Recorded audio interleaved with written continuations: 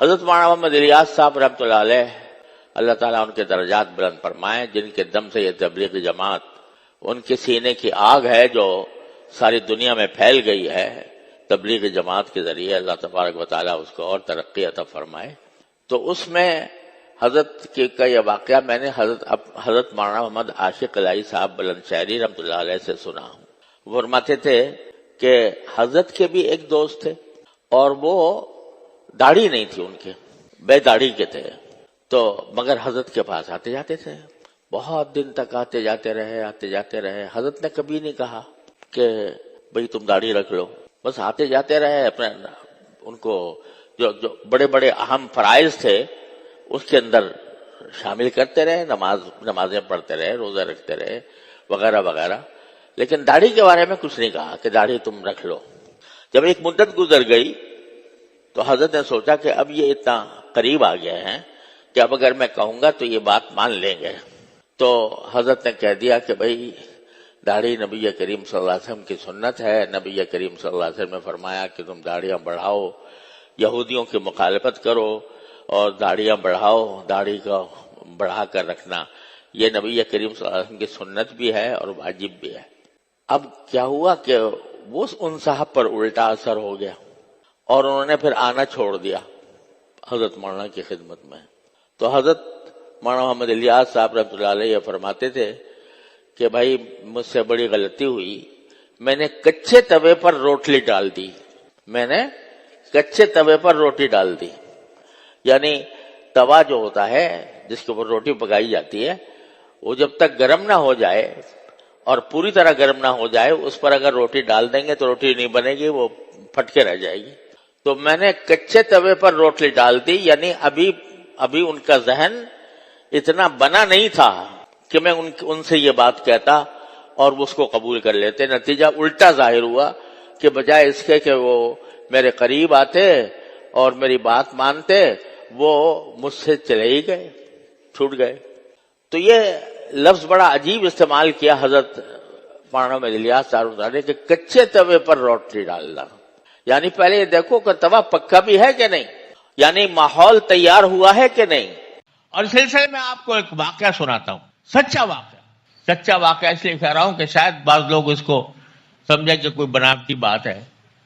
وہ میں نے اپنے والد ماجد حضرت مولانا مفتی محمد شفیع صاحب رحمۃ اللہ علیہ مفتی اعظم پاکستان سے براہ راست سنا۔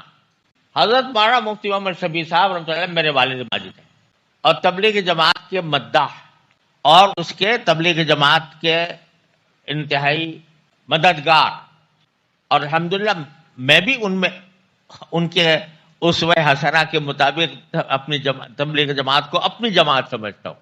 حضرت فرماتے ہیں کہ حضرت مولانا محمد الیاس صاحب رحمۃ اللہ علیہ مرض وفات میں بیمار ہوئے، تو میرے والد ماجد قدس اللہ تعالیٰ سرہ دہلی تشریف لے گئے اور دہلی میں حضرت کی عیادت کے لیے بیمار پرسی کے لیے گئے، اور میرے بڑے بھائی حضرت مولانا مفتی محمد رفیع عثمانی صاحب رحمۃ اللہ علیہ، اب وہ دنیا سے جا چکے، وہ بھی اس کے گواہ ہیں، وہ بھی ساتھ تھے۔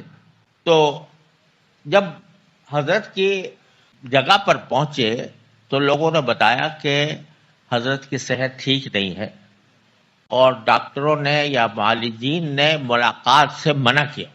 تو حضرت والد صاحب رحمۃ اللہ علیہ نے فرمایا کہ بس ٹھیک ہے، ہمیں حضرت کو بالکل زحمت نہیں دینی چاہیے، اور بس مقصود عیادت تھا وہ حاصل ہو گیا، صورتحال معلوم ہو گئی، دعا کریں گے انشاءاللہ۔ یہ کہہ کر والد صاحب وہاں سے روانہ ہو گئے واپس۔ حضرت مولانا محمد الیاس صاحب رحمۃ اللہ علیہ کو کسی طرح پتہ لگ گیا کہ مفتی محمد شفیع صاحب تشریف لائے تھے اور لوگوں نے ان کو یہ کہہ دیا کہ ملاقات نہیں ہو سکتی، اس لیے واپس چلے گئے۔ تو حضرت مولانا محمد الیاس صاحب رحمۃ اللہ علیہ نے ایک آدمی کو بھیجا کہ ان کو واپس لے کر، چنانچہ والد صاحب نکل چکے تھے لیکن وہ آدمی پہنچا اور اس نے آ کر حضرت کا پیغام دیا کہ حضرت مولانا آپ کو بلا رہے ہیں۔ والد صاحب نے کہا بھائی تکلیف نہ ہو حضرت، کہا کہ نہیں، انہیں خود بلائے۔ تو حضرت والد صاحب ان کے خدمت میں پہنچے تو حضرت مولانا محمد الیاس صاحب بہت پھوٹ پھوٹ کر رونے لگے۔ تو حضرت والد صاحب نے سوچا کہ شاید بیماری کی تکلیف میں ہے اس لیے رونا آ گیا۔ تو حضرت والد صاحب نے فرمایا کہ اللہ تعالیٰ کہ ہم سب دعا کر رہے ہیں، سب لوگ دعا کر رہے ہیں، انشاءاللہ آپ ٹھیک ہو جائیں گے۔ حضرت نے فرمایا کہ نہیں میں کسی اور بات پر ہو رہا ہوں، ذرا سننے کی بات ہے ہر شخص کی۔ میں خاص طور سے میں اپنے نفس سے خطاب کرتا ہوں اور خاص طور سے اہل علم سے۔ میں اس لیے رو رہا ہوں کہ تبلیغی جماعت کا کام بہت پھیل گیا اور لوگ اس میں جوق در جوق شامل ہو رہے ہیں، تو مجھے ڈر لگ رہا ہے کہ کہیں استدراج تو نہیں۔ استدراج کا مطلب اہل علم تو جانتے ہیں، استدراج کا مطلب یہ ہوتا ہے کہ بعض اوقات اللہ تبارک و تعالی دنیا میں کسی کو بڑھاتے چڑھاتے رہتے ہیں، اللہ بچائے، اس کا مقصد ڈھیل دینا ہوتا ہے۔ مثلا ایک آدمی ہے، وہ گناہ گار ہے اعوذ باللہ، اور اللہ تعالیٰ اس کو نوازے جا رہے ہیں، دولت آ رہی ہے، ساری طرف سے دولت کے رخ کا رخ اس کی طرف پھرا ہوا ہے، اللہ بچائے۔ اس کو قرآن کہتا ہے سَنَسْتَدْرِجُهُم مِّنْ حَيْثُ لَا يَعْلَمُونَ، ہم ان کو ڈھیل دیں گے اس طرح کہ ان کو پتہ بھی نہیں چلے گا، ایک دم سے پکڑ لیں گے۔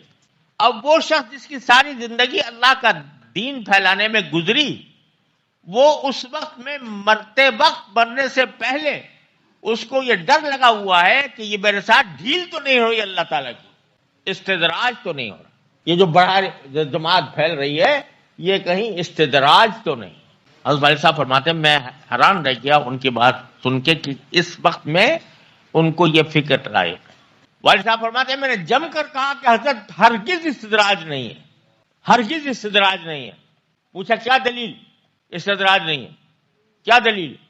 تو حضرت والد صاحب نے فرمایا کہ جس شخص کے ساتھ استدراج ہوتا ہے اس کے ذہن میں کبھی خیال بھی نہیں گزرتا کہ استدراج۔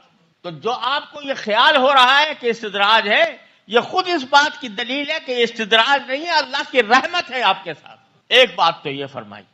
دوسری بات یہ فرمائی کہ اس لیے بھی رو رہا ہوں کہ میں نے جماعت کا یہ کام شروع تو کر دیا، مگر اس میں عام لوگ زیادہ ہیں، اہل علم کم ہیں، لہذا مجھے خطرہ ہے کہ کہیں یہ عام لوگوں کے ہاتھ میں جا کر کسی غلط راستے پر نہ پڑ جائے۔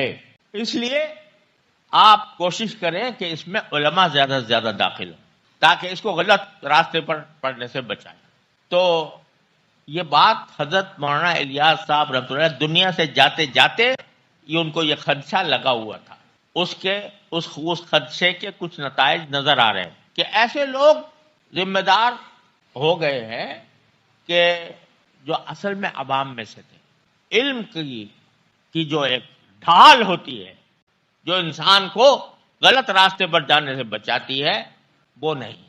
معاف کرنا میں کسی کی طرف اشارہ نہیں کر رہا۔ السلام علیکم۔ جی دوستو، آپ نے دیکھا اور سنا شیخ مفتی تقی عثمانی صاحب حفظہ اللہ کو کہ شیخ مفتی تقی عثمانی صاحب حفظہ اللہ کیا بیان فرما رہے